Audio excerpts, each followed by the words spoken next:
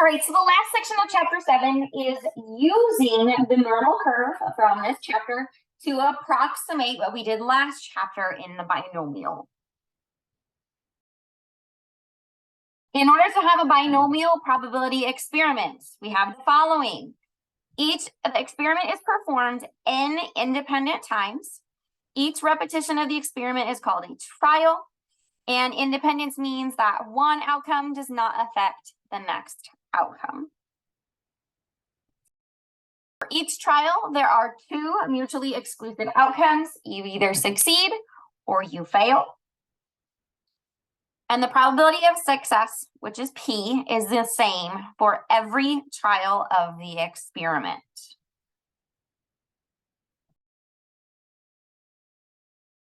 As long as I have a fixed P, as the number of trials n in a binomial experiment increases, the probability distribution of the random variable becomes nearly symmetric and bell-shaped. So this is kind of like the central limit theorem that we've discussed, where as I increase the number of trials, my graph will become more symmetric. So when we have a binomial, we have an actual formula that we can check to make sure, hey, can I approximate this? Can I use the normal curve instead? That formula is right here. We take n times p times 1 minus p, and it must be greater than or equal to 10. If that is a true statement, then we have the ability to use the normal curve using a mean of n times p and a standard deviation that is the square root of the value you found here. Whatever value you got, if it was 20, you take the square root of that. That is your standard deviation. Okay, so let's take a look here. This is a graph of a binomial experiment where we had 40 trials, and the probability of success is a half. As we look here, it looks pretty normal. So what I'm going to do is I'm going to verify that, is this a normal approximation? Would I be able to do that? So we test n times p times 1 minus p. So n is 40, p is 0.5, and then 1 minus p is 1 minus 0.5, and we get exactly 10. As long as you get 10 or higher, we can use the normal curve. So we would then calculate our mean, which is n times p, so 40 times 0.05 is 20, and you can see that right here. Our mean is 20, that's the middle of our graph here. If I were to draw this as a normal curve. And then the standard deviation is the square root of the value we got up here. The square root of 10 is about 3.1. I'm trying to remember what it is. 3.162. Okay, so if we didn't have access to a binomial, we could instead represent this as a normal curve with a mean of 20 and a standard deviation of 3.162.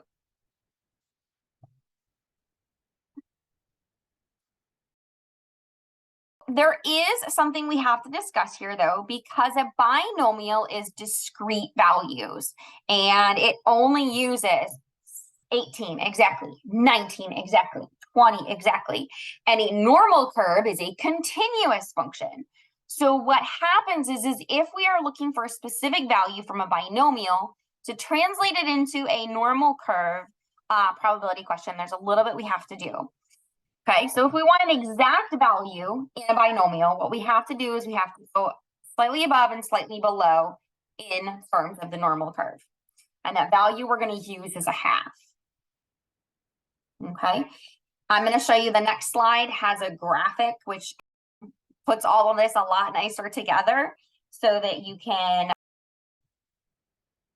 refer back to it.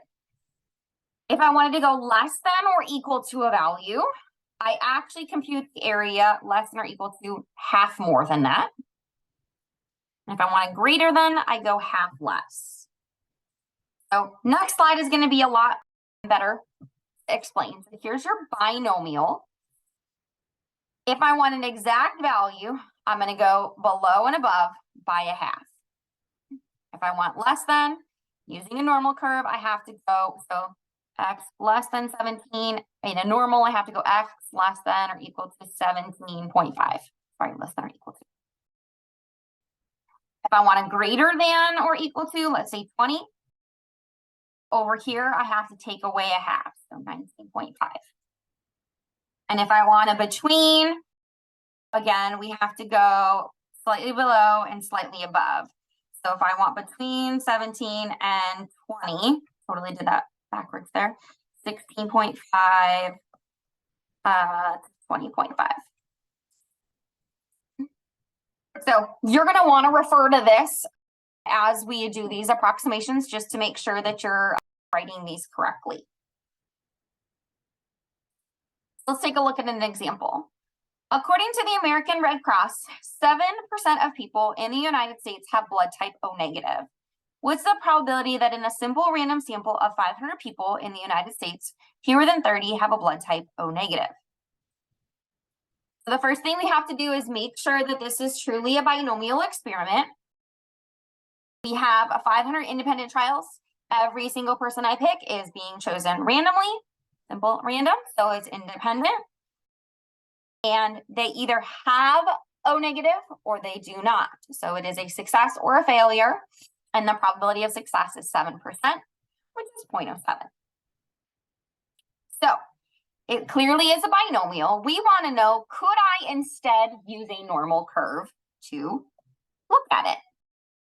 So in order to do that, we're going to use our N is 500, our P is 0.07, and plug into our formula here. So 500 times 0.07 and 1 minus 0.07 is 0.93. And when I multiply all that together, I get 32.55, which is clearly greater than 10. So I do have a normal distribution. We want fewer than 30 people. We want less than 30. Less than 30 does not include 30. So it's 29 or less. So this is actually what it's asking, that the probability of X is less than or equal to 29. And in terms of using the normal, when we do a less than or equal to, I have to add a half here. So this is actually going to be 29.5 on the normal curve.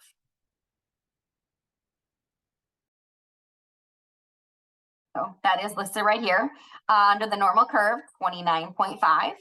And we have to calculate our mean and our standard deviation. So our mean is just N times P, 500 times 0.07, which is 35. Standard deviation is the square root of 32.55 that we got here, 5.71. And then we're going to graph it on the next slide using the same exact normal calculator we've been using. Stat calculator normal.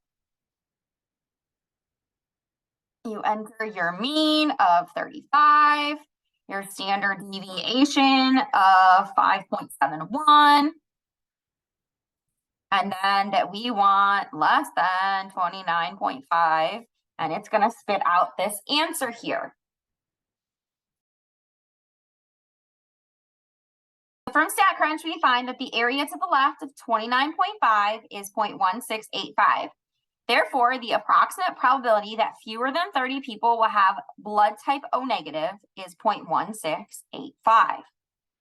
So just to show you the difference here quickly, I'm going to show you this as the binomial, and you'll see that it's really close.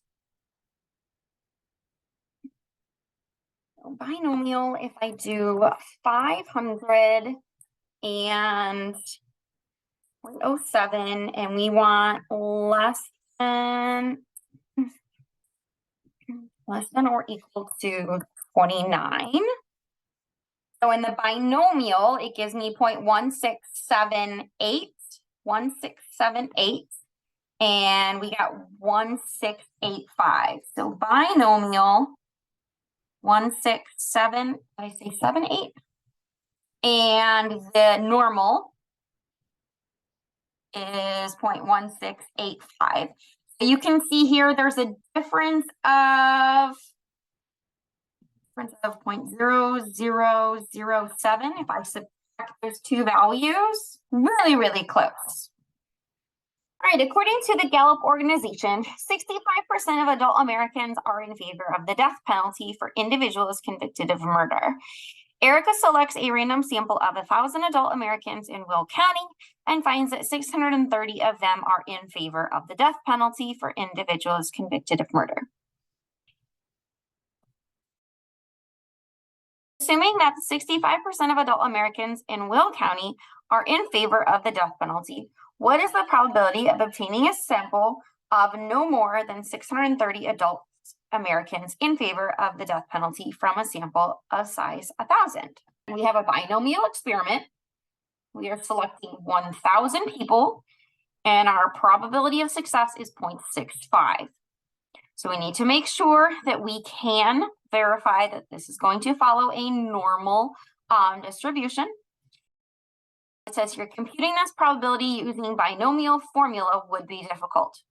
Again, if you were doing it by hand, it would be extremely difficult. We do have access to technology. The biggest thing is, though, because we have access to that technology, we're going to follow what you would do if you had to do the problem by hand. So the normal curve is easier to work with. The formulas are easier by hand, so we are going to approximate with normal. So we double check. NP times 1 minus P gives me the value 1,000 times 0.65 times 1 minus 0.65, and we get 227.5, which is clearly greater than or equal to 10. So we can use a normal approximation. We know that it's a random sample, and you either succeed or you fail. So all of this is a binomial experiment. We can then approximate the probability of getting less than or equal to 630 by computing the area under the normal curve to the left of 630.5 using mean n times p. So 1,000 times 0.65 is 650.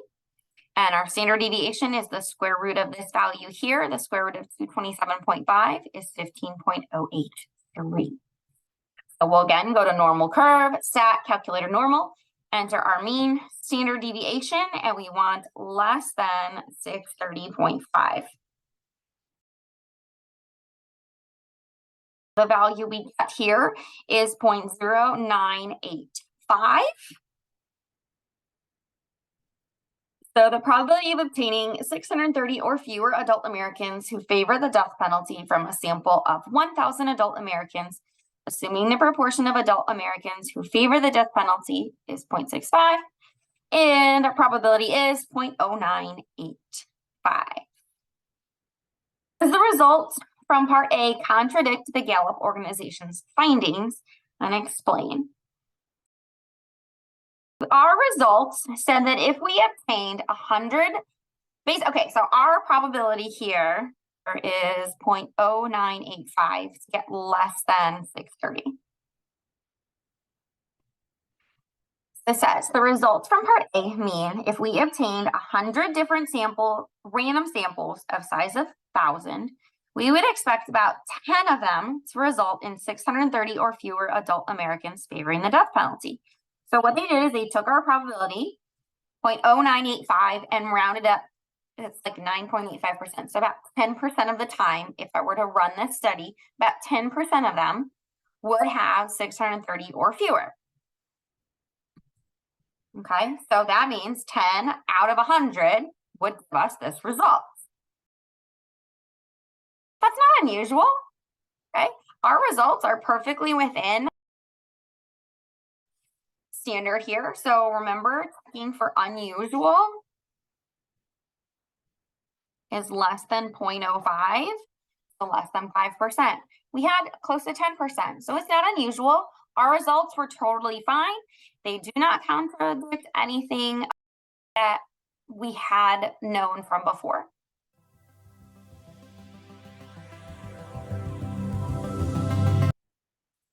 A certain flight arrives on time 89% of the time. Suppose 163 flights are randomly selected. Use a normal approximation to the binomial to approximate the following.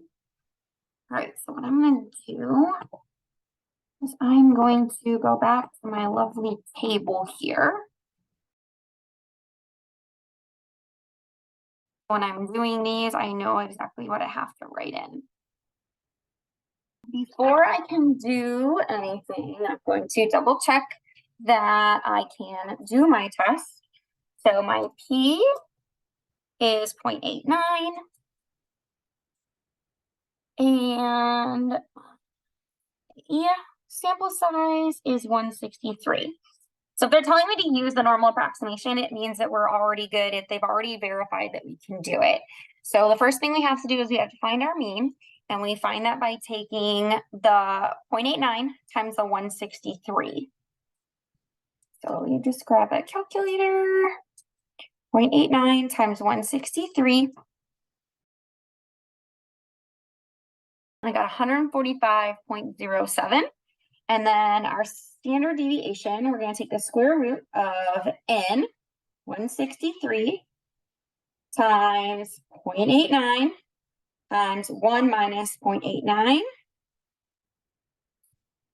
And I got 3.995. So if we want exactly 139, what we have to do is go slightly below 139 and slightly above 139.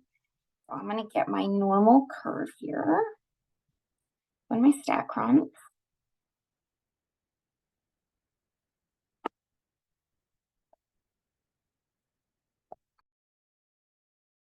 The stat calculator, normal. We set our mean as 145.07, standard deviation 3.995. Okay, so in order to get exactly 139, what I have to do is I'm going to click between, and I go between 138.5 and 139.5. And that will give me 139 exactly.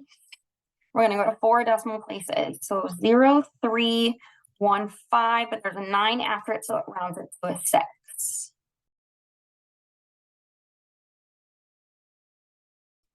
At least 139 flights on time. At least shows here greater than or equal to.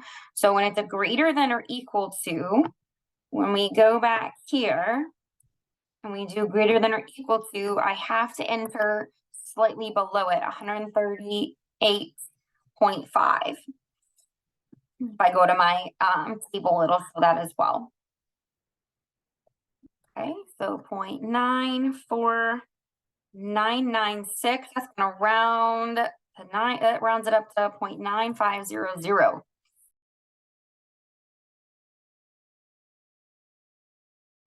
Okay, less than 135. So less than 135 means I cannot include 135. I can include 134. So less than, I cannot include 135. So 134.5 will not include 135. All right, and we have 0.004. That's going to be a 1.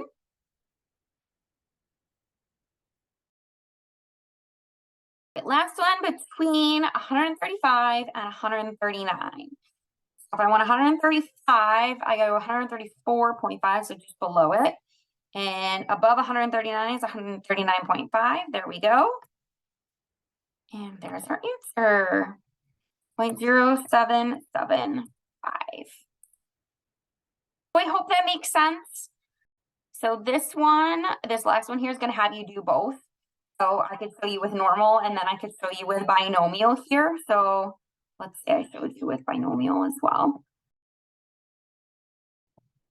So just to compare here, stat calculator binomial, that's 163. I did that wrong, 163. There we go. So you can see here the difference. The one here, the last question, has you do it both binomial and normal, and then it has you, I think, find the difference between how far apart they were. So again, you would just take your 2 results and then subtract them for their difference. 0791 minus 0775 is a difference of 0016. So close enough to approximate what we were doing. If you guys have any questions, please send me an email, and I will see you for chapter 8.